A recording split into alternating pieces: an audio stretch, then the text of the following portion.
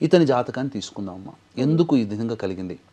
అతని జాతకంలో ఉన్నటువంటి కొన్ని దోష ప్రభావాలు, వ్యక్తిగత దోషము, అలాగే కుటుంబపరమైన దోషములు, ఇవి రెండు వెంటాడడం వల్ల అతను ఆ స్థాయికి దిగజారిపోయాడు. అతను పుట్టినటువంటిది 26 జూన్ 1980. ఆ సమయానికి ఆ సంబంధించినటువంటిది చూసినట్లయితే వృశ్చిక రాశి, అనురాధ నక్షత్రం 4వ పాదం. వీక్షించేటువంటి ఐ డ్రీమ్ ప్రేక్షకులు ఇక్కడ చాలా కీ పాయింట్ జాగ్రత్తగా వినండి.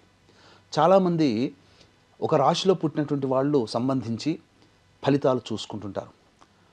ఆ రాశిలో కొన్ని కోట్ల మంది పుడతారు, అందరికీ ఒకే రకంగా ఉంటుందా? ఉండదు కదా. ఇదే బెస్ట్ ఎగ్జాంపుల్. ఉదయ్ కిరణ్ పుట్టినటువంటి రాశి నక్షత్రంలో మహానుభావుడు, నడిచే దైవమైనటువంటి చంద్రశేఖరేంద్ర స్వామి వారు, కంచిపీఠాధిపతుల వారు పుట్టారు. అదే నక్షత్రంలో ప్రపంచాన్ని శాసించబోతుంది, మన భారతదేశానికి నాయకత్వ పటిమగా ఉన్నటువంటి నరేంద్ర మోదీ గారు పుట్టారు.